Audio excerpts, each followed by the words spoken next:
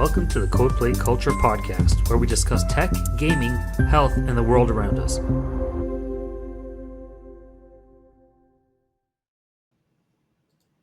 Welcome back to CodePlay Culture Podcast. Today, Chris, Rui, and Logan, we are going to briefly touch in on a topic that's near and dear to a lot of our hearts, these nostalgic video game player people, myself being one of them, physical versus digital. This whole trend of you don't need a disc. You don't need to get off of your sofa. You can just switch the game, just like apps. But then there's also that whole collector. I have a lot of books on my bookshelf. I have a lot of games. This whole move of not releasing physical. And sorry, Chris, go ahead. I'd love to. No. I was blocking the books on the bookshelf. Oh, yeah, exactly. Yeah. And for those listening with audio in the background, Chris has a plethora of books, games, movies. I think I see some big PC box games. You remember like they were like the size of a box of Cheerios before back in the day, like Warcraft. I remember those. Yeah. Oh, I love them. Books are upstairs. All the board games are downstairs in the basement. Board games, like when you're bored of games, do you ever have any of those board games that are like the re-release of like Monopoly that's like super high end? You're like, oh, I don't want to touch it. It's like white glove, $250. These like reissues of like they made them all high end. Well, I mean, some of the board games I have are pretty high end. Like a few are still in shrink because they're collector's items. But I'm not a big collector in general. It's just they're games that don't see the table very often anyway, but I got a good copy, like whether it be at an auction or game auction or something. But there's only a few of those that are treasured items. But so what makes it so collectible in terms of board games? A lot of like the old Avalon Hill board games, like especially some of the older war games, which I'm not a big fan of as a genre, but some of those games, like old bookshelf games you saw that you put them up there, look like the sizing looks like a book. Yeah. Just finding them with all the pieces. And if you find one sealed, I mean, these things were printed in small print runs in the 1970s. Mm-hmm. Most people play them online. So having a physical copy, it's nice to have. Yeah. My group of friends and I play this real old game called Source of the Nile that, I mean, we built a whole like better character sheets and we'd play it and had very fond memories. I mean, they're hard to find. I spent $55 for a good condition one at auction many years ago, and then like laminated the board. It's a bit dated, but yeah, just to have that as a nice memory to my friends and at some point, bust it out, it'd be fun. But right. I've seen people blow $400 or $500 on like mint condition games in the 50s and 60s. Yeah. Oh, you want physical? Boy, you're gonna pay. Like, yeah, but even then, like even modern board games, they'll come up with high end versions where all the figures are all like 3D printed and painted. Yeah, was that like Kim Kardashian like crystal? Like what's that crystal jeweler? Swarovski, or is that like a Russian mafia guy, or is it? You know what I'm talking about? Like is like they should have little like Monopoly pieces of like pure crystal, and they're like, oh. Well, you see it with sets too, right? Yeah. Real nice, even Ghost set is a couple $100. Yeah. Mm-hmm. And it is not a complete like anti-segue for like hitting board games right away in this topic.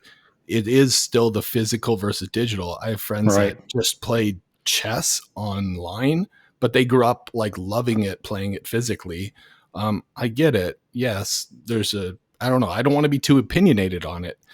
But I think this is a topic that we're going to have to advocate for our opinions. And I'm of the personal opinion that if I plop down $80 for Final Fantasy, whatever, like I don't want to have a digital license that is subject to whatever that I don't have physically. Like the license is stored on the disc, let's say, from like a ULA perspective, license agreement perspective.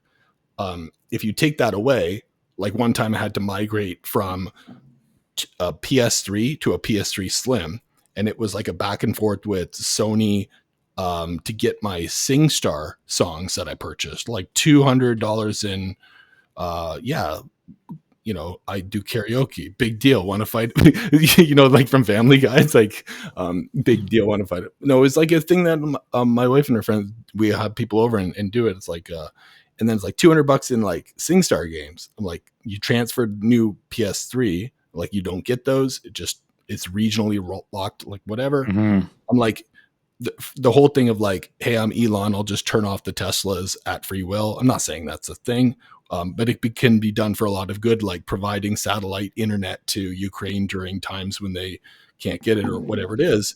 But my point is, if you walk into a store and buy a pizza, I just don't want a digital representation. That's a bad example, but you get what I'm trying to say for getting something for something. Right. And it's not good for the consumer, right? As a consumer, I want to own that product that I purchased. Or I want to give it to my friends or lend it out, right? But I can't because it's a digital asset. So Sony tried to mitigate that using their game sharing technology, which is it's good, but it's just not there, right? You can't resell your games. You can let your friends borrow it, but you can't. And I think, if I'm not mistaken, that's within the household. I didn't know about that. That's cool. But I'm not sure. But it's definitely not good for the consumer. Yeah, but that's the whole drawback to a digital asset too, right? Because there's already going to be a date in terms of the platform with which you can play it on. I mean, having published board games, we had a digital app. We had an award-winning digital app for our game Epigo. But as soon as Apple's went from 32-bit to 64-bit, it didn't work anymore. The second you updated your iPhone, you couldn't play you couldn't download the app anymore. Like, they took it off the App Store. We had no control over it. Right. Well, you can make it a 64-bit app. I'm like, well, we don't have any money for that.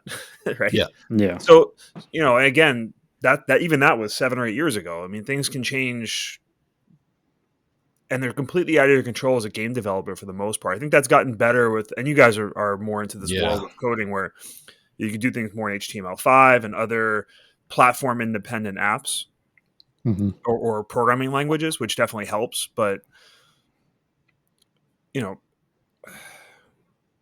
I think that's why you're seeing even these classic games, these PlayStation with the physical, tangible assets are actually holding value now because there's only so many of them made. And, even Nintendo games that have all been ported over into the online Switch world, the physical games haven't lost value, and it's pretty crazy. Right. Yeah. Like a Switch game called Final Fantasy Pixel Remaster, something like that, Pixel Remaster Collection. So when we were at Game Haven, and shout out to Game Haven in Burlington, Ontario, Canada, great people there, very elaborate. Though. Yeah, bring cash. It's what's this place? Like a very organized collection. Like if you had like Microplay or GameStops back in the day, like a mom and pop game stop that had everything under the sun. Right. It's incredible. Like, so when we went there a couple days ago, got Baten Kaitos 1 and 2, which was a GameCube release, and then they re-released it HD remastered on Switch. And it didn't get, what he was explaining is it was hard to come by the physical releases for North American. So this was I guess PEGI 13, PEGI rated European, PAL, format. But because all of the consoles, like right now, I know Switch and PS, I think they're all region like unlocked, right? So as long as you have English in there, or even if you don't, subtitles and like a Japanese import, it just works. So I popped in the European Baten Kaitos 1 and 2 to the Switch, good to go, no issues. And then he mentioned about this Final Fantasy remastered Pixel Edition, which is Final Fantasy 1 through 6, the 8-bit one, where they've up-res to like the best of the best to be like 1080p. And I was like, oh my God, I didn't know about this. And then I looked, it was like a PS4 version, really?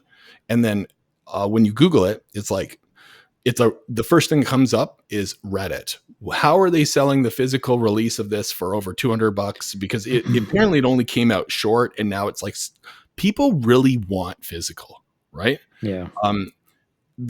It's the thing with cash too, and like let's go all like debit, credit, Bitcoin. Like no, like I think there's something to be said about like making a stand for the retainment of. We're not like low techs fighting for paper.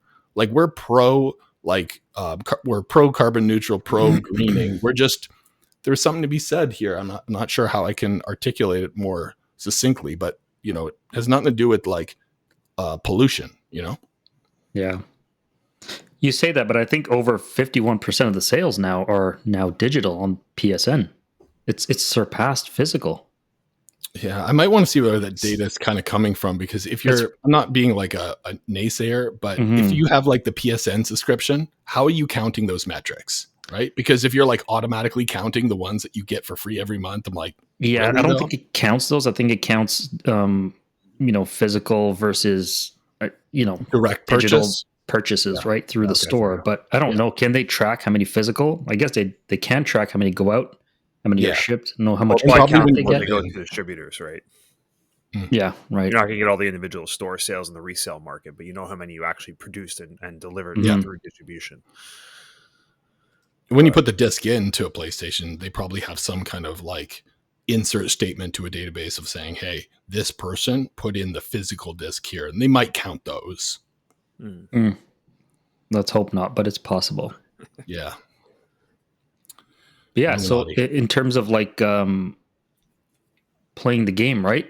Again, it's more fun having the physical disc, taking it to somebody's house, popping it in and playing. But at the same time, it's so convenient, right? Logan, I come to your place and we just log into my PSN account and then get like hundreds of fun games to play, right? That's why it's super convenient. PC games would have it almost good where you like install it and then you don't need the disc.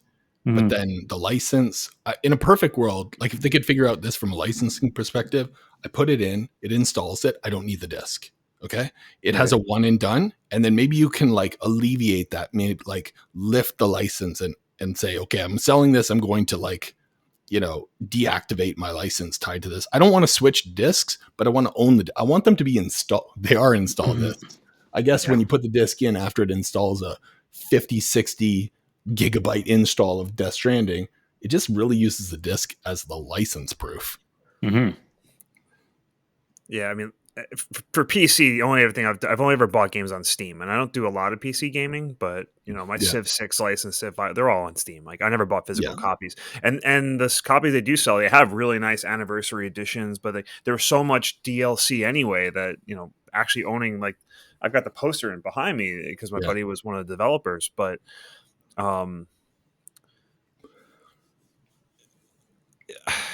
if you have a love for for a franchise or an IP, then you might want that physical collector's edition copy. But it's more of just like you'd have a piece of art on your wall, or have that tangible thing where someone walking through your house, oh, you're into Final Fantasy or you're into Civ. It becomes a talking. That's a good point. Yeah. Yeah. I mean, listen, same thing with books, though, right? I mean, I know people that just love the Kindle because of the ease. Like, oh, I could pay $3 for a book instead of $13 because there's no physical, trees in there. But there's a different feeling in reading. I don't want to hold another device, and everyone has a personal preference. I think the same thing applies to games to some extent. Yeah. Yes. Yeah. I feel like I'm kicking and screaming as I'm being dragged down to the digital devil, but I'm standing up for that stuff. But what you said there really resonates with me, Chris. I've done that before where I'll have like a Spotify subscription and I listen to the album so many times. I'm like, I love this artist. I'm going to buy the CD. It's going to stay there shrink wrapped on my shelf, whatever. But it was an extra little token of like giving back as like I bought, the physical book of the 4-Hour Work Week from Tim Ferriss, but I fell in love with the Audible one that I purchased. Sometimes I'll purchase things multiple times as a way of showing I appreciate and love the content of this content creator. I love that philosophy too. And I wanted to ask you about the game that's not 64-bit. I know we talked a little bit about that. Do you want to send us a code and we can let's say we could spend 4 hours to just put it right back in the App Store? Like I'd love to. Yeah. That seems like a cool little pro bono challenge, Yeah, but even still, I mean, we produced. You just happen to have a handy copy. We produced Epico, right? Like this was from 2010 now, and making a box that was 12.5 inches by 12.5 inches was a big mistake. I'll keep that clean because it's impossible to fit in any U.S. Postal Service boxes. But we had an awesome board game store open up about a month ago, a town over from me. Fantastic owners, great guy. And him and his wife, I was able to sell them copies. I still have this physical asset. I've got a bunch, boxes upon boxes down in my basement. Whereas the digital app is useless, right? Until I get someone to Right. write the code. But board games are a special case because I think that the novelty is in the physical manifestation of pieces and flipping cards, shuffling. Those are always fond memories. I'm getting my daughter into it as well. So, I love board games. yeah, I'm just teaching my son how to play Risk right now. So I bought Risk many years ago.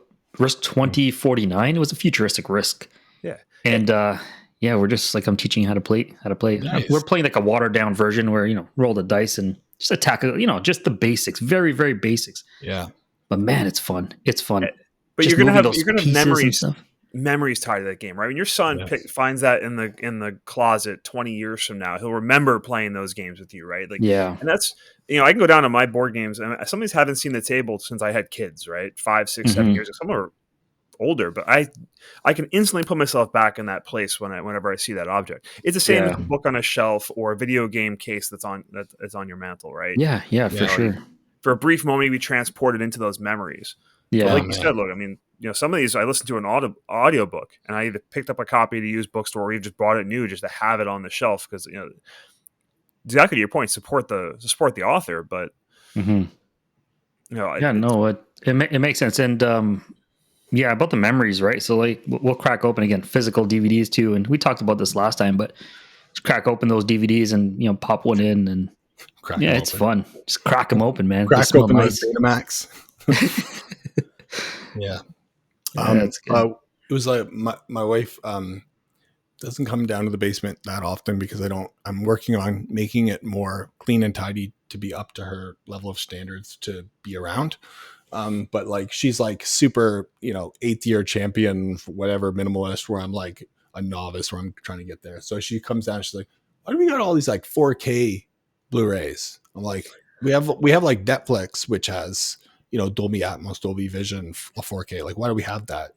And I was like, well, when we have guests over and I put it into Xbox Series X 4K, and then it's like HDMI 2.2 right to an Atmos receiver, 9.2 speakers. Even though it says Dolby Atmos, Dolby Vision on Netflix, and if you have a gigabit fiber up and down to your ISP, like they're still buffering. It's not lossless. It's not 100%.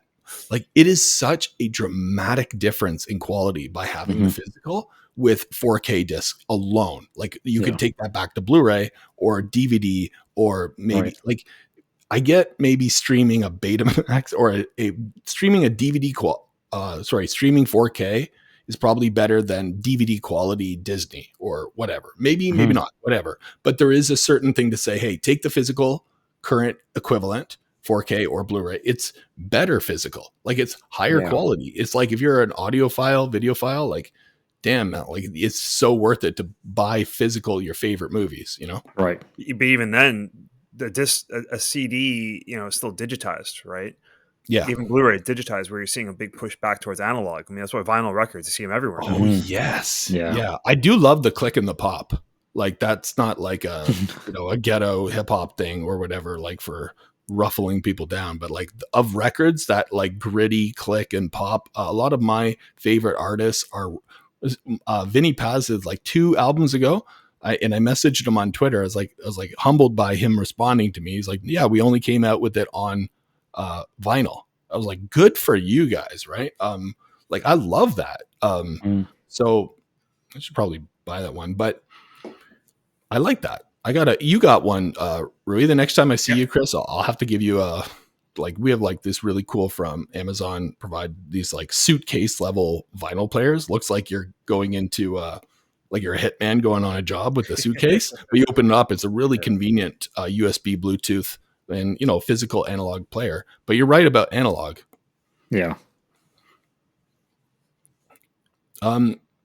You guys ever show you this? You probably don't see this or you don't hear this on the audio podcast. But if I click this desk view, you see how it's like showing like here. Yeah. What do you think about an AI version of your board game, Chris, where like it would show the pieces digitally on the board, and then it's an actual like an AR version of, they're doing that with Minecraft and stuff, where you can. There's a program called Tabletop Simulator, and that got a lot of. It's highly prevalent in the board game prototyping industry. The whole world. I mean, that's where a lot of playtesting gets done, because playtesters is hard to get together. You may have people around the world, where it's physically moving things in a 3D space. Yeah. But it's more of a platform, and you just program, add in your art files, add in, I want to be able to roll the dice, what's on the die. So there's that. Board game arenas, and probably the most popular place to play games, strategy games online. They have a lot of the popular ones, and they're great ways to play. There's still something is lacking, but are you trying to get the plays in of a game to discover its mechanical and or thematic depth, or are you trying to have focusing on the moment and the collectiveness of the game? Right. I think that you can approach any game or piece of art in different ways. Like I think reading a book physically versus listening to an audiobook are going to be different experiences. Yeah.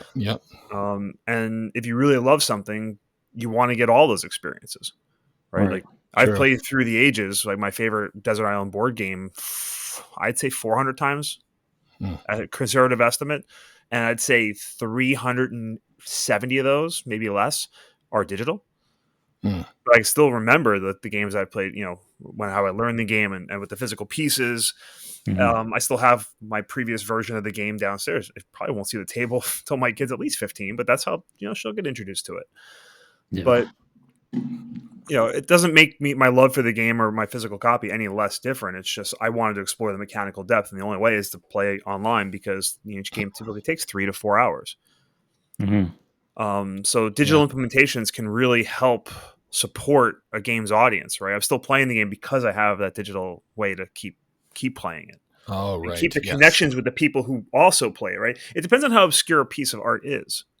And games and video games, board games, books, I mean, they're all art, right? Yeah. Should we have GTINs on these things, like globally unique identifiers? Same thing they did with like the like GS1 did with agriculture, and like Apple's have the same barcode globally and all that stuff for digital assets. I'm not saying NFTs, but I'm talking about like, hey, if I create a Word document on my desktop and it says, Logan is cool, and I save it, like, should that not generate like a unique piece of whatever with a license, and kind of like NFTs, but for every single thing that's like, I don't know, but then we're getting into global repository, Big Brother level of we can see it all and know it all. But yeah, and it's also, you want the provenance of it, right? If you make a digital copy of a digital game, tweak a few things, then can you go sell it? Yeah. As a content creator, I'm like, hell no, that's my IP. But like, even then, there's no enforcement for any of that crap anyway. Yeah.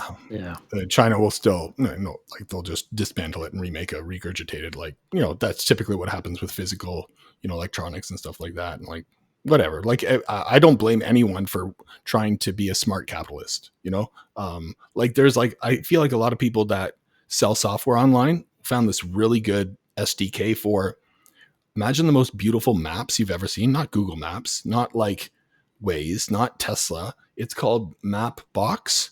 And I think like Skip the Dishes and all these people use it, and it shows like, it's like, just, they're not like, Uber doesn't have their own, like, it's like literally a very behind the scenes, like, oh, it's a software kit for iOS and Android, but they're not open source, but they have all the code.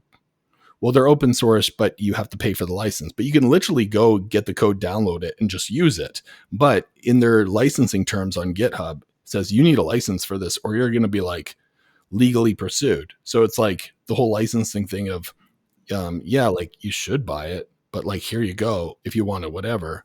But yeah, it's hard to like patent chase people if they're just going to like find loopholes. Like, we don't have the lawyers to do that, to be able to, damn capitalism getting in the way of creativity once again. Like, let's make it fun first and forget about the money. It's like hard to say when you got to feed your family. Yeah, absolutely, man. That's a good point. Even with, we talked before about the digitization of older games, right? And I guess the most recent thing in the gaming world has been the Tetris kid, right? Who physically got the game to defeated it, I guess is the right term. Yeah, like, he completed Tetris. Yeah. Like, No, he got a kill screen in Tetris, right? But there were guys that went through this crazy math of like how to actually generate the kill screen. I went through the history of this, but like just the technique, there was the whole technique of like tapping the bottom of the controller to get like, because it should be impossible like for someone to actually move the things left and right. And, like people figured out physical ways of like getting the pieces to move faster. And it took decades. Like no one thought about this till like, these kids started trying to break the game. But like you can't, Tetris has been remade for how many times, right? Yep. You can download Tetris 99 on your Switch, but like you can't do that. Yeah. Right? You can't do that. Like they've made it more accessible, sure. They've added more bells and whistles and more fancy music, but like that physical NES game has got so much value because like you need an actual old Nintendo controller, you need that combination to generate a kill screen to do these. Yes. And so it's built this whole cult following around it. And I think that's where the value is from this stuff. It's having that physical experience. Yeah. Now, but the newer systems, I don't think have that. No, because it's getting more and more away from that, I think. Yeah. Yeah. It's just like if a Nintendo Switch could just like become like Nintendo Switch 4K 2, like the new version. It's like, oh, we're just an app now. Would you really be surprised? A little bit, but like, okay, that makes sense. Like with all the, I was like, I clicked on the wrong thing on our bedroom Samsung TV, and I thought it was Xbox hooked up to HDMI 1, but it was really Samsung's Xbox app for the Xbox cloud streaming service like Netflix. I was like, okay, yeah, video games is just like a Netflix that streams now. Like, and then weirdly, I watched this YouTube video last night, which is a guy talking about Adobe suite of products, how everyone pirates them. And for good reason he's like, the video was called pirating Adobe software is good. Change my mind or something like that, is because like the old versions, they you can't activate them anymore, right? So let's say you plopped $1,000 down for a CS2 Dreamweaver or whatever Fireworks, because the activation server has been deprecated. When you install that on a new machine, even if you have like, let's say XP that will run it or whatever, it just won't activate. So what he's advocating for is, no, I purchased that. And they're like, so there is something to be said about the old console will play the game 100% as long as it doesn't go through a hardware failure or whatever it is.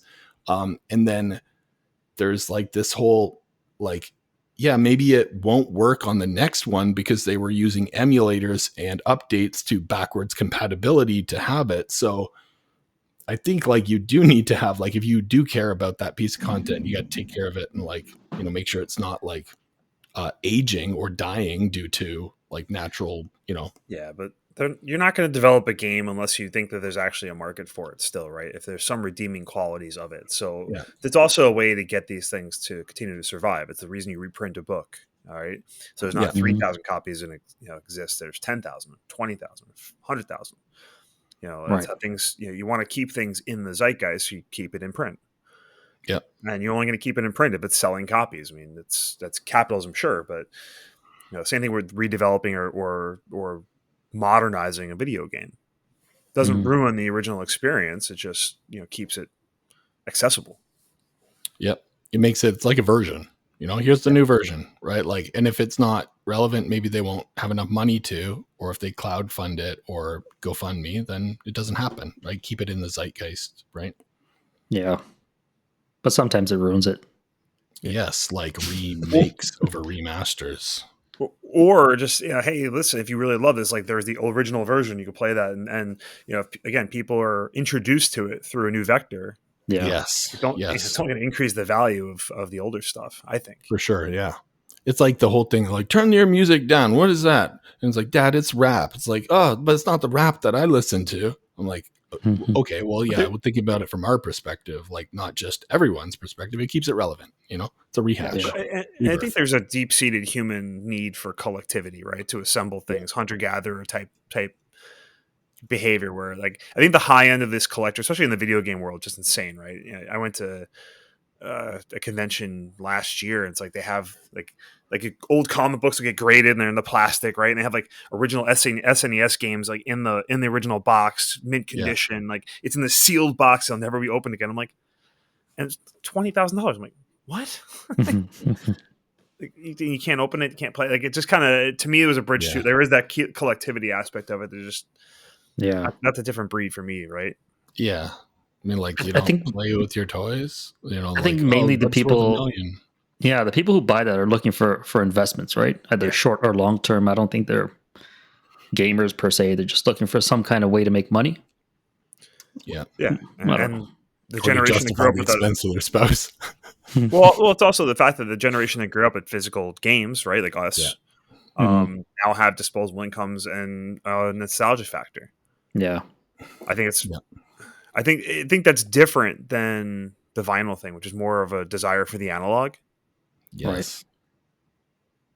Yeah, like who wants to go back and play NES games? They're terrible. There's like a handful of good ones. That's about it. Yeah, I do like when they up-res it. Like, I think it was called like 30-second Hero or something. Have you guys heard of that game? 30-second Hero, No. 30-minute Hero. It was on PlayStation 4 or 3, maybe like a downloadable one, $10, whatever. And it's like Final Fantasy, but you literally have like 30 minutes to beat the entire game. And when you're like running on the world map, it's like this whole amphetamine, like caffeine, like you go so quick. It's like this terrifying, like psychosis level of like, this guy's jacked on Monster mixed with Red Bull. And you have 30 minutes to figure out the game, like to beat it. And then it just resets. But it's pretty cool. It's got this great like techno music. And then when you're in the battles for like, turn-based battles, imagine they just go so quick. It's like, it's not as bad as I'm depicting. It's really well done.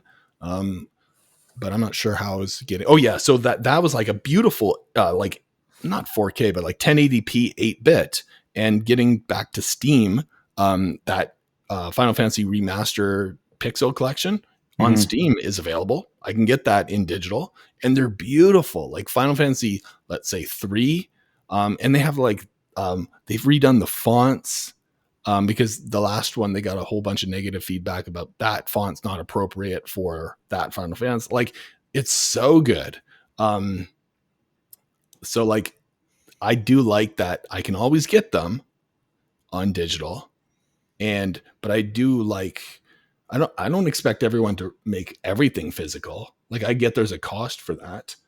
But it's also made it more accessible because you could just, if you have the digital, you could just bring it on your laptop or your Switch or whatever, your PSP, and and if you got 2 young kids and it's 9:00 at night and you're waiting for them to go to bed, like you're not going to have your whole PlayStation with a TV and everything else going, right? Yes, exactly.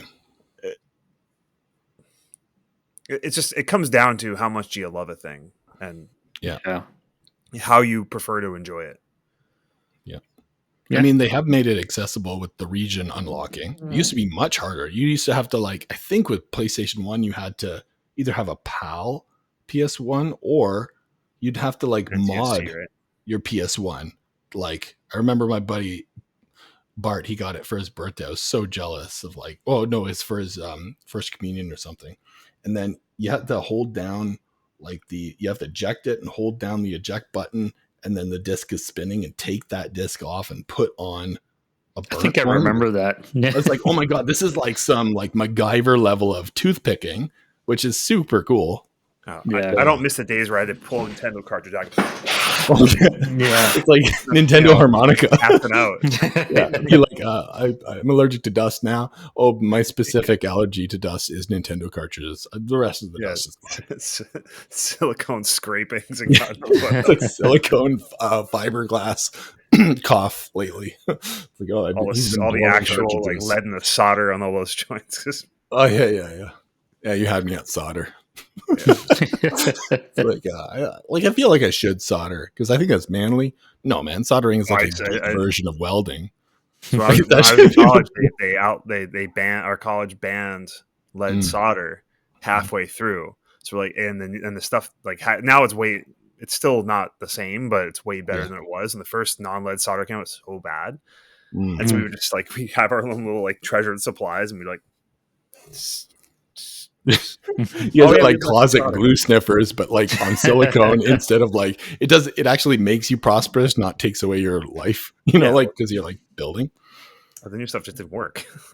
No, technology. What were you soldering, dude? What were you building? Electrical engineer. Like we were actually building. Oh, just so I can brush it on. Electrical engineer. Well, sorry, I was technically as an ocean engineer, so I did electrical and mechanical. Oh yeah, we used to build underwater robots and stuff. Yeah, like so after you made the dolphins talk, when were you going to let us know that you've had these novel breakthroughs? Like, the tucking the Pulitzer Prize. Surprise, Pulitzer. Yeah, it's one of those fields where you have to go back for your master's and PhD, and I wasn't doing it. I just decided to go work on trains because that made sense. Yeah. Yeah, like Sheldon Cooper. Like, this guy should probably not be so interested in choo-choos. No, like, that stuff is like, honestly, you go into those Warhammer stores, like, I'm like, oh my God, I love this. I used to like the people that could paint them. I'm like I used to admire them so much. It's like, how do you not use like a microscope to like paint this piece? Like, seeing this one dude carve Godzilla out of a grain of rice, or like this. There's like a Guinness Book World Record for the smallest. I don't know, something. It's like this micro stuff is like pretty incredible. There's a lot of crazy hobbies out there. Yes, I mean, none of them are like.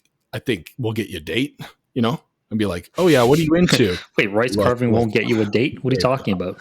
I like paint real small like orcs and stuff. You're like, she's like, oh yeah, it's like, no, that's not gonna like, it's not like that, but it's pretty nerdy. It's not very whatever on. But you know what? The fuck, I love that stuff. I love all that world. Like I'm a public geek, but I'm like trying to not be geeky or whatever it is. Like it's like a cool nerd, whatever. But like, yeah, I got my demons. Let the nerd flag fly. That's what I say. Yeah, that's true. Yeah. Speaking of which, Rui is agreed to pull me on his. I was gonna say moped, but no, he's got a Harley. No, you got a Kawasaki, right? Yeah, Ninja, yeah. And then he's gonna pull me on that on a skateboard. And there's a broken sidewalk near my house, and it looks like a launch ramp. But it's very subtle incline. And so you got to go probably like what? We'll go this episode of Jackass Canada. Yeah, I was going to say, it's going to be like Jackass, man. Long sleeve for sure. I'm not going in short sleeve. You going to wear a helmet? That would be a smart decision. But most skateboarders don't wear it because they're, it's not cool and whatever. But yeah, I'll probably not wear a helmet. The thing with helmets, the analog experience is what you're saying. Yeah, I want the analog. I need to bleed. You want to play Tony Hawk's Pro Skater 1 and 2?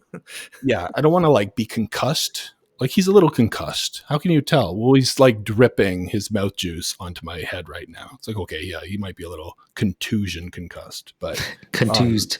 So after we do that jump, we're gonna go to we talked about going to the playground, and you're gonna sit on that merry-go-round. I'll put the wheel on that merry-go-round. I'll accelerate and it'll just kind of spin.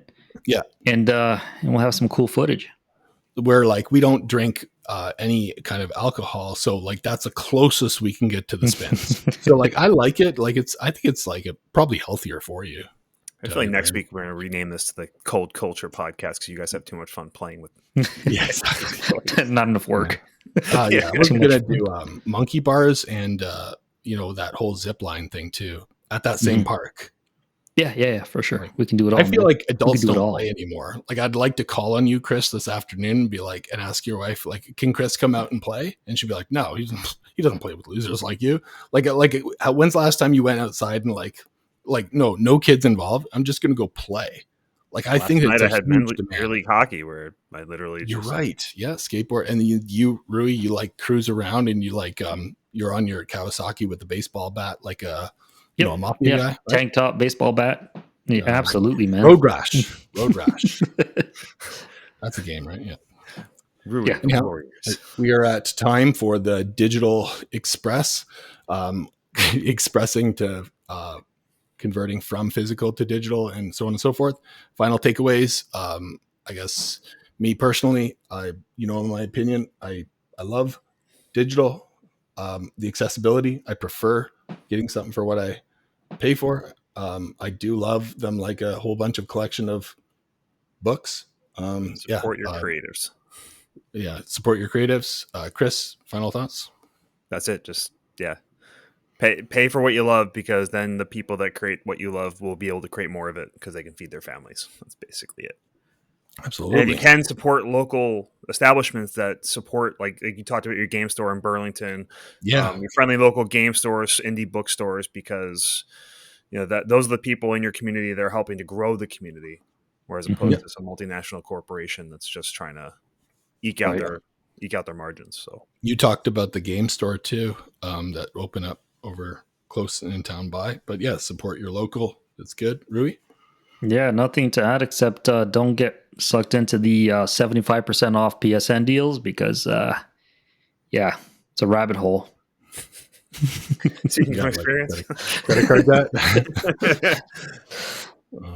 PayPal disputes. Yeah. All right. Thanks, everyone. Thanks, guys. Take care.